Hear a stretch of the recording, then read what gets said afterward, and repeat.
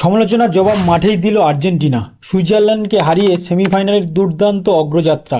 কিন্তু জানেন ম্যাচের আসল টার্নিং পয়েন্ট কোনটি? ফিফা ওয়ার্ল্ড কাপ 2026-এর হাই ভোল্টেজ কোয়ার্টার ফাইনালে দুর্দান্ত লড়াইয়ের পর সুইজারল্যান্ডকে হারিয়ে সেমিফাইনালে জায়গা করে নিল আর্জেন্টিনা। শুরু থেকেই ছিল আক্রমণ পাল্টা আক্রমণের লড়াই।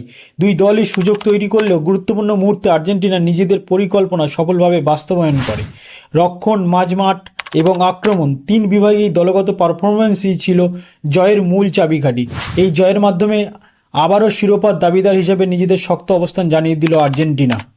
এবার কি মনে হয় আপনার, আর্জেন্টিনা কি বিশ্বকাপ ট্রফির আরও এক ধাপ কাছে পৌঁছে গেল, নাকি সেমিফাইনালে অপেক্ষা করছে আরও বড় চ্যালেঞ্জ?